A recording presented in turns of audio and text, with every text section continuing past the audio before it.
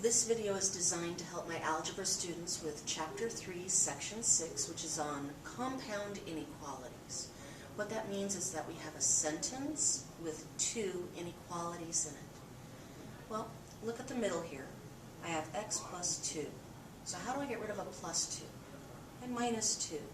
But now I have to subtract in all three places. So 4 minus 2 is 2, which is less than or equal to the x, which is now alone, which is less than 8 minus 2 is 6. So x is alone.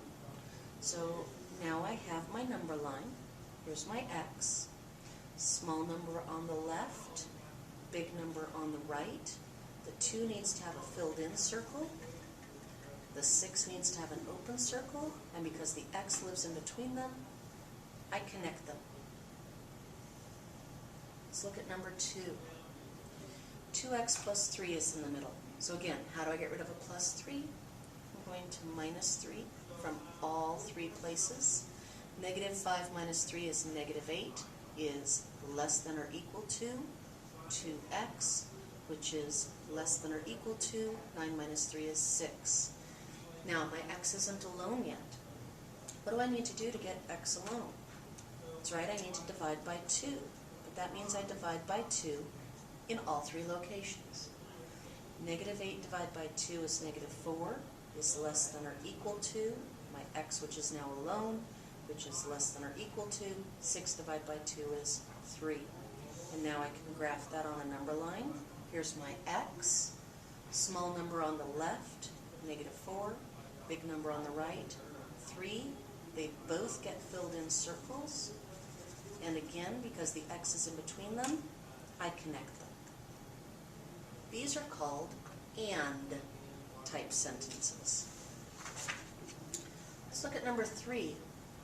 I have two separate sentences separated by the word or. I wonder how this will be different. On this sentence, to get the x alone, I need to add 4 to both sides. So x is greater than 5. Or, on this sentence, to get the x alone, I also need to add 4. X is less than negative 3 plus 4 is 1. Well, let's look at what this looks like. Here's a number line. Smaller number on the left. Is that 5 or 1? That's 1.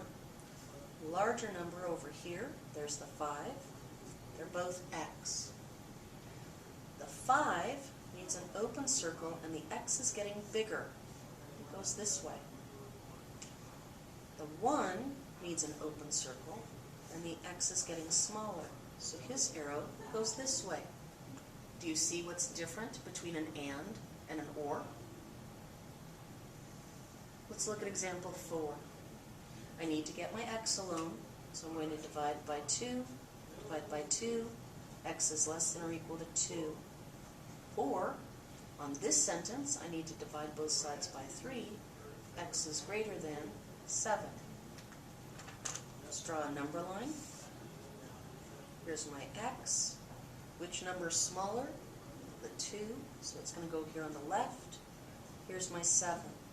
My 2 gets a filled-in circle, and because x is less than or equal to, it goes to the left. The 7 is going to get an open circle, and because x is greater than, it's going to go to the right. There's an or.